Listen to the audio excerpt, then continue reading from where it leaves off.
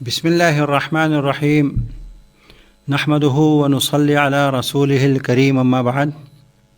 محترم سامعین، آپ نے گزشتہ ہفتے سورہ مریم کی آیت نمبر 37 سے آیت نمبر 76 تک کے مضامین سماعت فرمائے تھے۔ آج ہم انشاءاللہ گزشتہ ہفتے کے مضامین کا خلاصہ پیش کریں گے۔ ان میں سے ابتدائی 3 آیتوں میں یہ مضمون ہے کہ حضرت عیسیٰ علیہ السلام کے حوالے سے عیسائی اور یہودی جس افراد تفرید کا شکار ہیں اس کا حقیقت سے کوئی تعلق نہیں ہے۔ قرآن کریم نے آپ کی پیدائش کا جو واقعہ بیان کر دیا، بس وہی حق و سچ ہے۔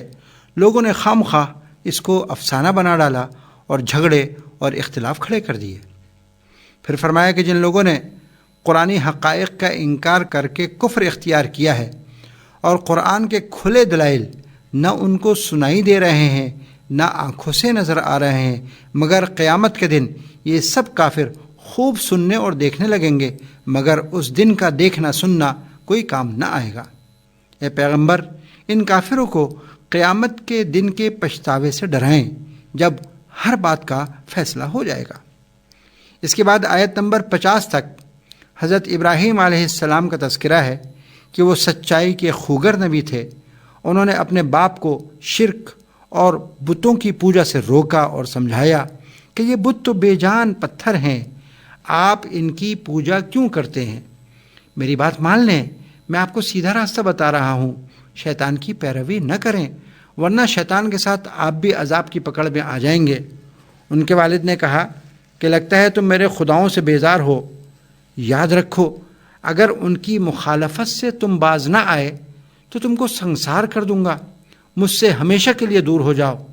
اس پر ابراہیم علیہ السلام نے اپنے والد کو، گھر بار اور وطن کو الوداع کہہ دیا اور کہا کہ میں آپ کے لیے اللہ سے استغفار کرتا رہوں گا۔ اس قربانی کے بعد اللہ نے ان کو حضرت اسحاق اور حضرت یعقوب علیہ السلام جیسی اولاد عطا فرمائی اور ان کو اونچے درجے کی نیک نامی سے نواز دیا۔ اس کے بعد آیت نمبر 53 تک حضرت موسیٰ علیہ السلام اور ان کے بھائی حضرت ہارون علیہ السلام کا تذکرہ ہے کہ وہ اللہ کے چنے ہوئے بندے اور نبی اور رسول تھے۔ اللہ نے ان کو ہم کلامی کا شرف عطا فرما کر اپنا رازدار بنایا اور اپنا خاص قرب کا مقام عطا فرمایا، اور ان کی سفارش پر ان کے بھائی ہارون علیہ السلام کو بھی نبی بنا کر اپنی رحمت سے انہیں ایک مددگار عطا کیا۔ اس کے بعد آیت نمبر 55 تک حضرت اسماعیل علیہ السلام کا ذکر مبارک ہے کہ بلا شبہ وہ وعدے کے سچے رسول اور نبی تھے۔ اپنے گھر والوں کو نماز پڑھنے اور زکوٰۃ ادا کرنے کا حکم دیا کرتے تھے اور وہ اللہ جل شانہ کے پسندیدہ بندے تھے۔ اس کے بعد 2 آیتوں میں حضرت ادریس علیہ السلام کا تذکرہ فرمایا کہ بلا شبہ وہ سچائی کے خوگر نبی تھے اور ہم نے ان کو بلند مرتبے تک پہنچا دیا تھا۔ آیت نمبر 58 میں یہ مضمون ہے کہ یہ انبیاء کرام علیہ السلام جن کا ان آیتوں میں تذکرہ ہوا حضرت آدم علیہ السلام کی اولاد میں سے ہیں، اور حضرت نوح علیہ السلام کی کشتی کے سوار ہونے والوں کی اولاد بھی ہیں، اور کچھ ان میں سے حضرت ابراہیم اور حضرت یعقوب علیہ السلام کی اولاد میں سے بھی ہیں۔ ان کو ہم نے ہدایت کی دولت سے سرفراز کیا اور اپنے دین کے لیے منتخب کیا۔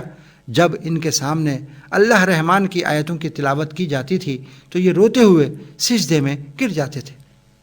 اگلی آیت میں یہ مضمون ہے کہ ان مقرب انبیاء کرام علیہ السلام کے بعد ان کی اولاد میں بعض ناخلف آئے جنہوں نے نمازوں کو برباد کیا اور نفسانی خواہشات کے پیچھے چلے، چنانچہ بہت جلد ان کو گمراہی نے آ لیا۔ اس کے بعد آیت نمبر 63 تک اللہ کے ان بندوں کا ذکر ہے جنہوں نے توبہ کی، ایمان لائے، اعمال صالحہ کیے اور تقوی اختیار کیا، تو ایسے لوگ جنت میں داخل ہوں گے اور ان پر ذرا بھی ظلم نہ ہوگا۔ ان کے لیے اللہ پاک نے ان کے بن دیکھے ایسے باغات تیار کر رکھے ہیں جن میں ضرور داخل ہوں گے اور ہمیشہ ہمیشہ وہاں رہیں گے۔ یہ لوگ وہاں سلامتی کی باتوں کے سوا کوئی لغو بات نہیں سنیں گے۔ اس کے بعد 2 آیات میں یہ مضمون ہے کہ فرشتے اور حضرت جبرائیل علیہ السلام آپ کے پاس اللہ ہی کے حکم سے آتے ہیں، اور اللہ پاک کی حکمت بالغہ کی وجہ سے ان کے آنے میں کبھی وقفہ ہو تو آپ غمزدہ نہ ہوا کریں۔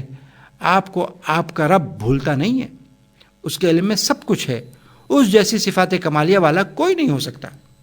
اس کے بعد آیت نمبر 72 تک ان کافروں کی مدلل تردید ہے جو قیامت اور حشر و نشر اور حساب کتاب کے منکر ہیں۔ اس کے بعد آیت نمبر 76 تک یہ مضمون ہے کہ کافروں کو دنیا میں جو مال و دولت ملا ہے یہ دراصل اللہ کی ڈھیل ہے، حتیٰ کہ موت یا قیامت جب ان کو آ پکڑے گی تو ان کو پتہ چلے گا کہ بری حالت کس کی ہے، کافروں کی یا ایمان والوں کی، اور یقیناً ایمان والوں کا حال قابل رشک ہوگا۔ محترم سامعین، گزشتہ ہفتے کے مضامین آپ نے سماعت فرمائے۔ اللہ پاک ہمیں قرآن کریم سے سچی وابستگی عطا فرمائے۔ وما علینا الا البلاغ۔ This program is the sole property of Pakistan Broadcasting Corporation, Islamabad. Piracy in this regard is illegal.